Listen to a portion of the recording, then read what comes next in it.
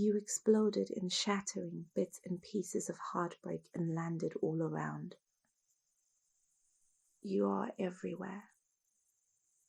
In my bed, in my garden, in my old high school history class.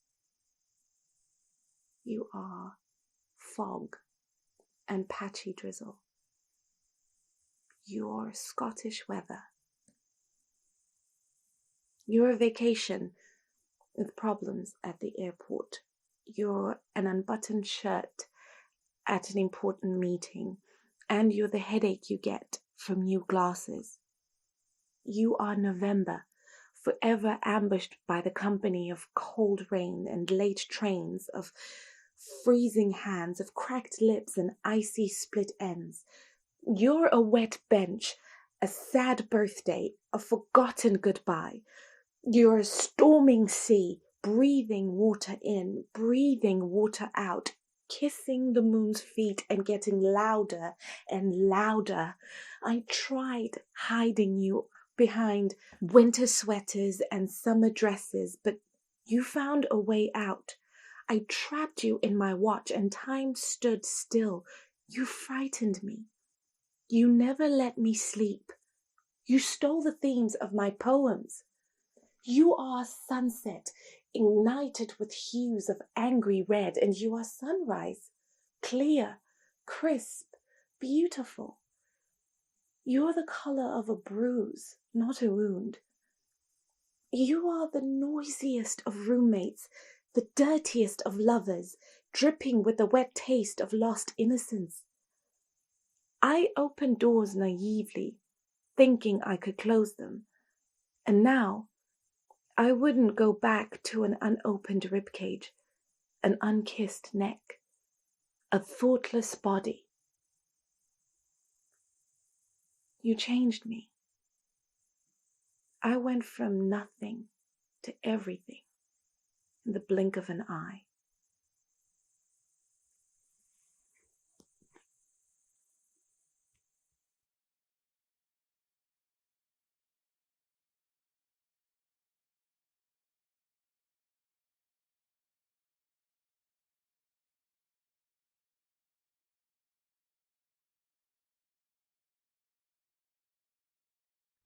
I met a guy recently. I think I'm going to ask him to marry me. Now, I've already been married 7 times. The first time I got married, I was 5 years old. Her name was Rachel, and she lassoed me with her skipping rope in the playground. After that, we were never apart through school changes and parental divorces. My first marriage to a man ended badly. His name was Greg, and he dumped me by email after I told him it was good that he dumped his actual boyfriend, who did meth and other men, and then they got back together. Actually, I'm married right now. Annie and I met at the art museum where we made origami monsters, and last year we celebrated our 10th anniversary. Of course, during some of those years I was a bigamist. My husband was my boss, but when he found an actual to-death-do-us-part wife, a kinder, gentler version of me, he suddenly stopped calling. I never wanted to get married, white dress married, vol-au-vent married. I like freedom and I like my own space. Friend marriage should be a thing. It should be celebrated. When I look back over my life, the relationships that have been the most intimate, the most meaningful, that have made me laugh and cry the hardest weren't about sharing bodily fluids. Of course, not all friend marriages end in divorce. The definition of annulment is a marriage entered into under false pretenses. Like the famous writer who spent 3 hours asking probing questions about my life story the first time we met, before we both realised my life story is probably just a bit too much for a man rumoured to ask actresses what colour knickers they're wearing. No one ever talks about how devastating friend breakups can be. I always blame myself. Then I realised something. I've never had a woman break up because I'm too needy. I've never had a woman tell me I misinterpreted her signals. I've never had a woman tell me they were just being polite because they felt sorry for me. Fuck that. Fuck men who pursue emotional intimacy then reject you for being human. Fuck guys who let you cry on their shoulder while they're trying to peer down your blouse. Fuck every man who made me feel that I was a bad person for being too naive to realise men try to weaponise friendship into sex. I thought I knew how to be strong. But a man came and burnt down my whole world. Then another man came along and plucked me, naked and defenceless, out of the ash. That's a complete lie. That's a complete lie, I'm sorry. I scraped myself out of the ashes. The guy was just sort of nearby. But I don't think he's like the rest. Or at least he's different enough that I'm willing to try again. I love how blasé you are about my tragic supervillain backstory. I love that you've seen me at my worst, and my worst doesn't scare you, even when I scare me. I love how you hold me. I love the lack of self-consciousness in sharing the purity of platonic physical connection with another human being. I love texting each other stupid gifs. I love that one spot beneath your left ear where I bury my head when the world is too scary. I love that you don't think your ear has a direct line to my vagina. I love celebrating your successes with you and knowing no matter how much of the world you conquer, I'll still be there, holding your hand and reminding you that you're still a nerd. I love that you're the one person I can tell anything to. I love that you make me want to be a better friend, and I promise when we're 90, we're still going to be sipping cocktails on a beach together. Although it might be that shitty beach on the South Bank. So what do you say? Will you marry me?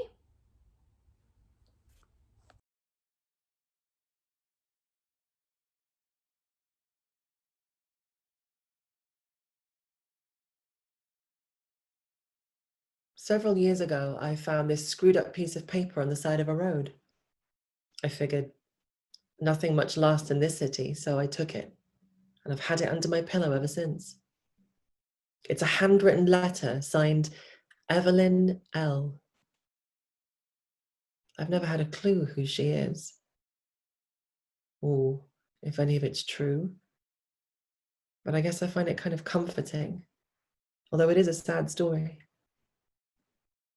So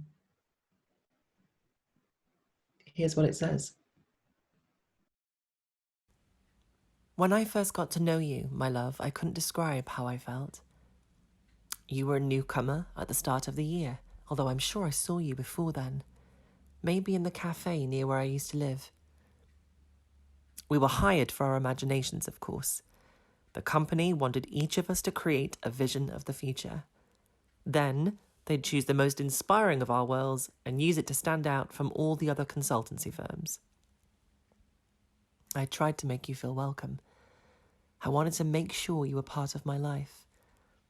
I asked you whether I should make my design closer to the ground or to the sky, and that was how I discovered that your world was more beautiful than mine.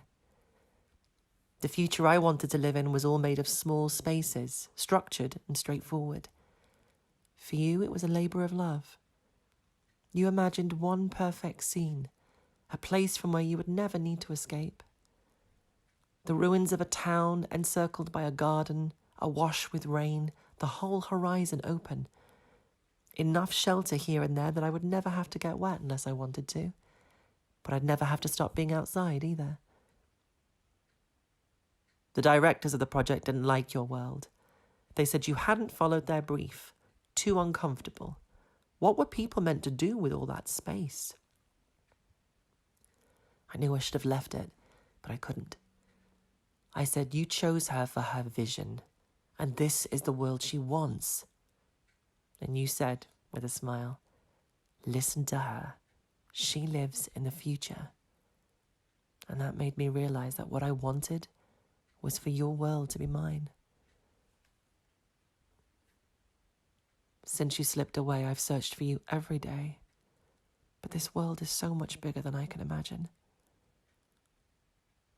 What if you were no one at all, and I needed you so badly that my mind placed you there?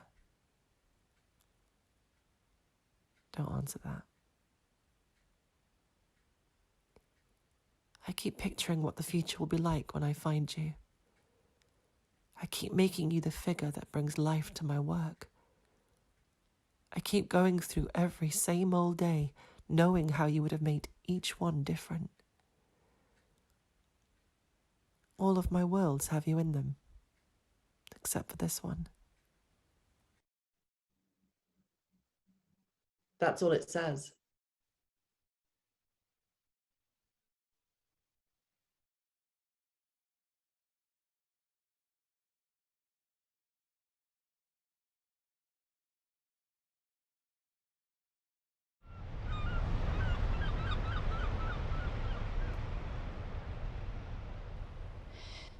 I wait on a wall by the sea. It's the spot I always choose. I love the boats going in and out. The tide is out, the air filled with the sound of waves washing over the stones at the wall's base. My legs hang over the side, and I wait. My heart thuds, and my mouth is dry. I wait. 10 minutes pass.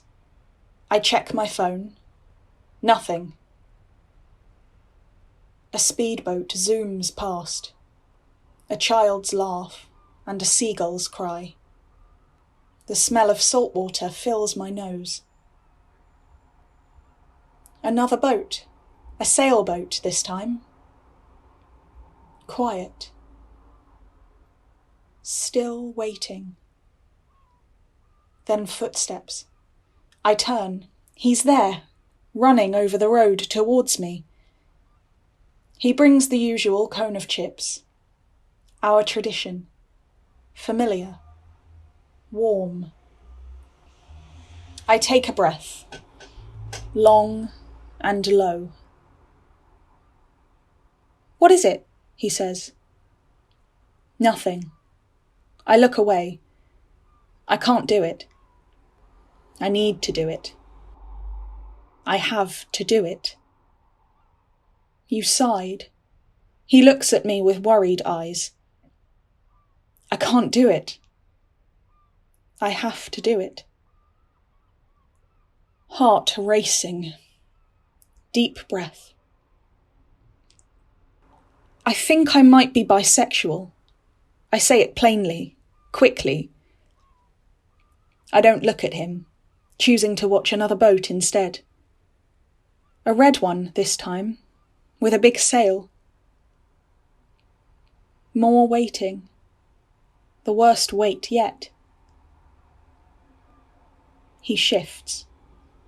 A seagull cries. Can we have a threesome then? That's it. Suddenly I'm different to him. He doesn't see me anymore. I turn my head. How do you know? He asks. I've met someone. She's wonderful. I look at him. Now he's hurting too. It's his turn to watch the boats now.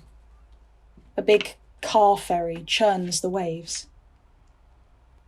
The children have stopped laughing. Silence. Do you love her? He asks. I don't know, I reply. The tide is rising now, creeping up the wall beneath our feet. He still won't look at me, but he takes a breath. You're sure? He asks. This isn't just a phase or something. That hurts. It's not, I say. I look at him. He finally looks at me. I see water in his eyes, the blue of the sea. He screws up the paper cone and drops it in the water. Gone. Silence. The seagulls squeal. I'm waiting again.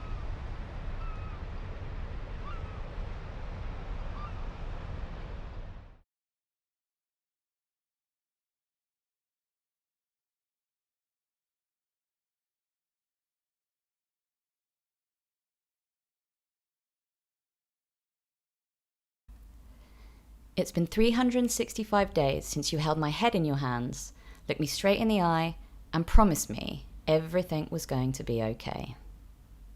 You haven't been this wrong about something since you proclaimed The Greatest Showman to be a minor masterpiece. It's been 344 days since I made a killer joke about cheese in my eulogy and absolutely nailed the music selection for the ceremony. Since I pressed my lips against the cold wood of your coffin and left you with one final embrace. It's been 126 days since I went ahead with our civil partnership on my own. Since I sat on the sofa, looking fly as fuck, eating canapes and sipping champagne, living my best Miss Havisham life. Since I danced with a pillow dressed in your tuxedo jacket, until The Power of Love by Huey Lewis came on and ripped through me like barbed wire. It's been 95 days since I left my young widow support group. They want to fuck and date and love again. I just want to scream in their faces. Fucking again. Maybe, if I ever decide to release my vagina from solitary confinement, but loving again. It's been 71 days since I decided I couldn't take it anymore. Since I drank my own Kool-Aid and wrote my goodbyes. Since I tried, but couldn't go through with it. Leaving me with scars on the outside to match the ones on the inside. It's been 2 days since my last panic attack, 3 hours since I last laughed at your Don Henley karaoke video, 45 minutes since the last time I cried after masturbating, 10 since I kissed your photo in the hallway. It's been 30 seconds since the last time I felt that pain in my chest. The one that feels like a knife. The one that makes it hard to breathe. It's been 365 days since you made me watch The Greatest Showman. Time is a flat circle. Everyone wants me to emerge from my grief cocoon, but I'm no butterfly. I'm Brundlefly. I want to acid vomit all over them. The grief ghosters and the shit talkers, the apathetic professionals, the inhuman employers, the cowards, ignorant loudmouths and silent judges. Blaming us for being selfish. Blaming us for our own pain. Not all problems are temporary. Sometimes it's not as simple as just asking for help. Thoughts and prayers can get in the bin with empty promises of support.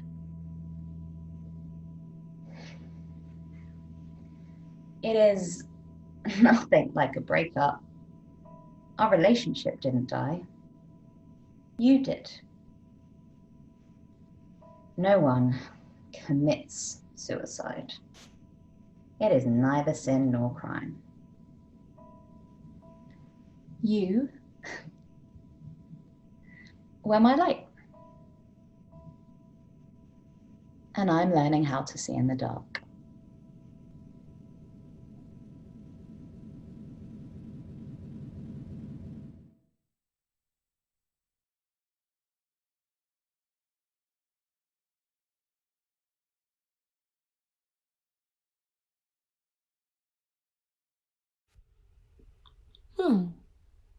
Can I talk about love? I speak 2 languages, and still, I can't. So I leave it to poets. Bez mīlestības nedzīvojiet. Bez mīlestības viss ir mazs.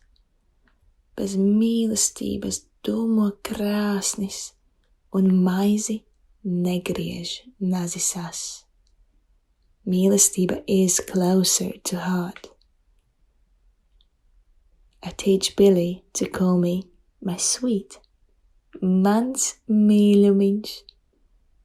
Wish me good night. Ar labu naktīti. Because it reminds me of Latvia. I watch football just so I can curl up next to him. I play with his ears till he gets so annoyed. He convinces me that if I don't stop, they will turn into cauliflowers. Ja mīlestība ir maizes kukulis, tad šīs ir tikai drupačas. If love is a loaf of bread, then these are only breadcrumbs. Bez mīlestības viss ir mazs. Without love, everything is small. I feel like a child staring at the ocean. Bez mīlestības nedzīvojiet. Don't live without love. But loving in 2 languages, 2 countries, sometimes it feels like my heart is being stretched between here and home. What I really need is 2 hearts, 2 bodies. I start to feel guilty. Am I doing the right thing? Am I here? Am I there? I should be running around in the rain with my little brother. I swim in the sea with Billy. How good not to pretend with you, I say. Cik labi ar tevi var neizlikties. I speak faster than my brain can follow. Either he manages to understand what I'm saying or just enjoys listening to the sounds I make. It doesn't matter. Es gribu, lai tikai tu mani skaties. I want you to look into me as I look into you. When you look into me, I am true. Kad tu mani skaties, es esmu paties.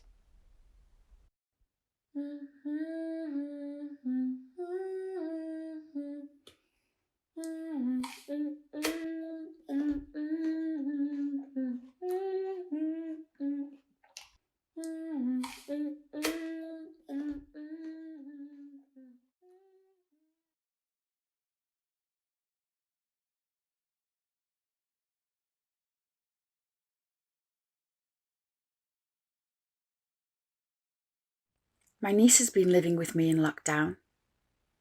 The other day, she was here at my kitchen table, thinking hard about her maths homework. It can be frustrating for her, so we talked about geometry, why understanding rules is important. Helping her led to words whose definitions I'd forgotten.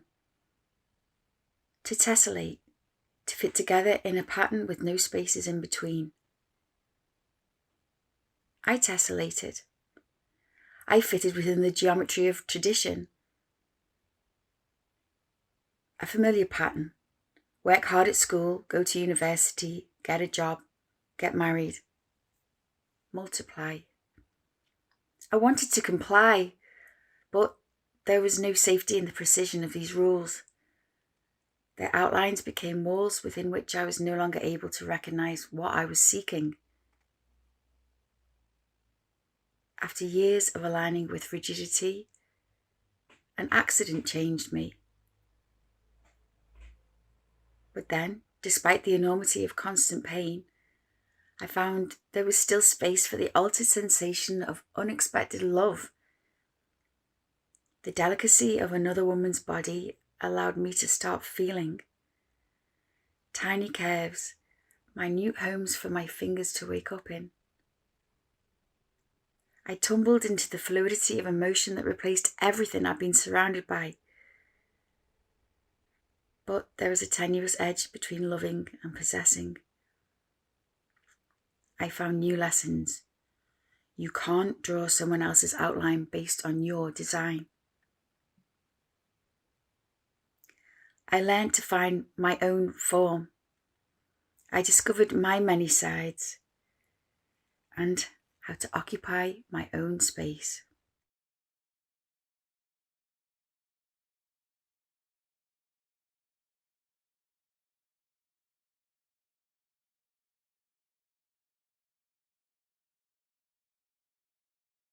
My profile didn't always have a dog photo.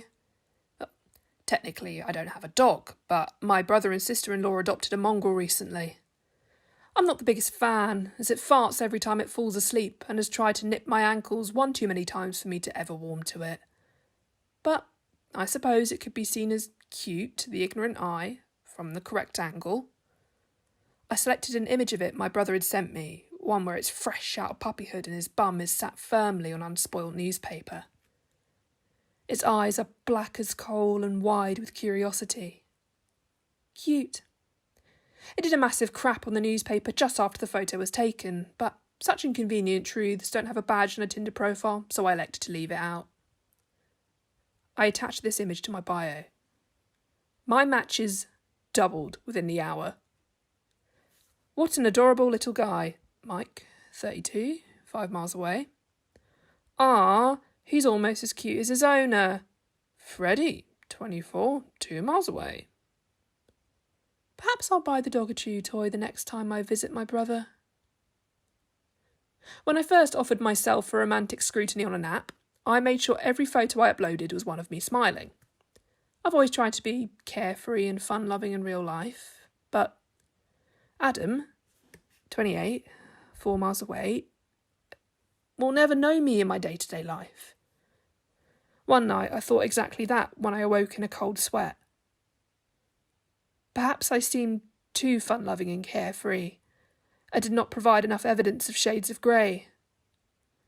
Maybe the potential matches I hoped to entice were taking one look at the smiles that littered my profile, and they'd think I was rubbing my joy in their faces. So, at 2 a.m, I took out my phone and added a few glamour photos.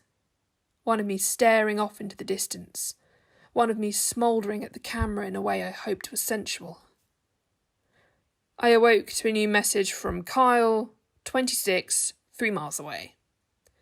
You'd be cuter if you smiled more. I deleted my shades of grey and replaced them with shot after shot of evidence that I possessed a smile. Carl never acknowledged my effort to appeal to him, which I found a little rude. Last week, I downloaded Photoshop to soften my edges and broke down each of my images until there was not a single atom left. Then I churned my features through filter after filter until an approximation of the sum of my parts was carved into airbrush marble. When I sat back and admired my handiwork, I knew not even Michelangelo could ever hope to produce such an exquisite creation. I uploaded the photos.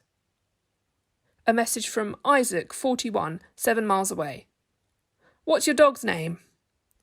Fabian, 37, 2 miles away.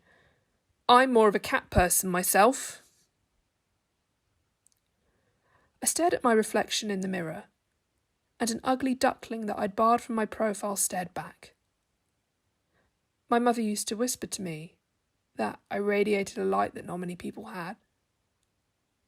That one day, my personality would draw in a love worthy of my magnetism. Sadly, that force of attraction does not translate to a Tinder profile. There's no badge that can encapsulate my mother's sentiment. Men don't fall in love with you because your mum said you were special. Instead, my profile has a dog photo. At least he's cute.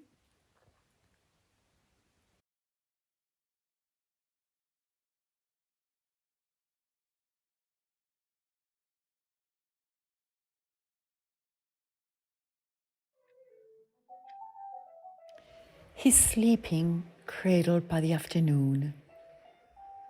It is only now that he has come to me in his final hour that I can speak.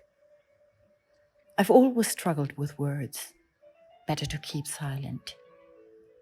Unable to express myself, I offer a smile to the ones who dare to come near me. I am young, ready to dream and color the world with red on my lips and white on my dress. I'm searching for shapes and forms, patterns and textures, a finely drawn line, a horizon. I find an art studio offering drawing classes. She sees me, the artist, the teacher, the man who tames the devil and seduces horses and women into picture frames. But I am cursed with a nagging thought. Am I good enough? Will he discover my clumsiness? He approaches me. I feel curious. I look at his hands. He invites me to his art exhibition, and I go. I am overwhelmed by his insurgency.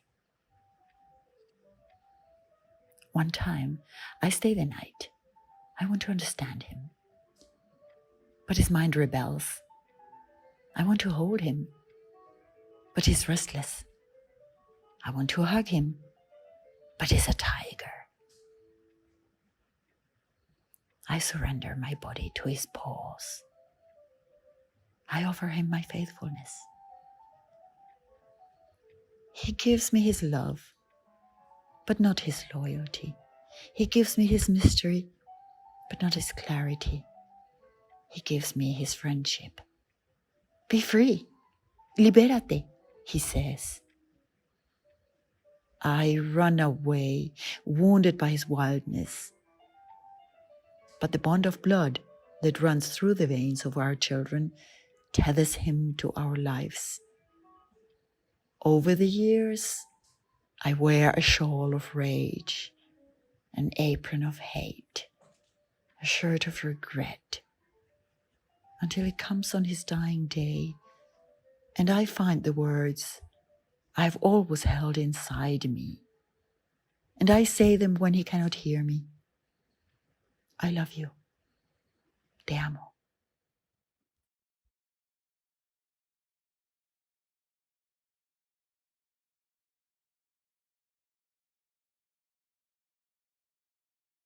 I believe life ends with a corpse, with the intensity of a child raised in darkness, eviscerated of God or anything else you might call vital. Things were happening to me, and had been for some time. I was past middle age, approaching the apocalypse. He sat on the bed in our sun-filled room and looked at my thickening waist and the lines mapping my face, and I saw him turn his head away, offended. We had been together a couple of years. There was still time to create a new narrative, dye my hair, lose the drapes, blow a fuse. I lived like a woman braced for impact, wondering if anything could be saved. Then in the dark spaces, where despair hangs out, I felt everything, and everything cut right through me. What is this? Late one night he told me about her, with a kind of beer-fueled courage that takes on a life of its own. His angled limbs and slurred words were funny and cruel. His words had weight. I felt it. Light at first, resting on my shoulders like tiny birds on slim branches. As she grew in his mind, I felt my neck and shoulders twist and bend, the tiny birds morphing into a giant, flightless corvid, which took to plucking out the dark hairs from among the grey, only to let them fall, discarded, onto the dirt. I wanted to tell him not to worry about beauty. Fleeting as life, lurks in unexpected places. Time makes truth's membrane thin like the spotted skin on the back of my hand. Our last night. He dressed for the afterlife. The trappings lend him unearned authority. I said, remove the clothes, peel off the skin, look beneath the blood, the bones, the viscera, and there's nothing but the air about us. I have no words of comfort. I said, I have known love. Have you? And the corvid was gone.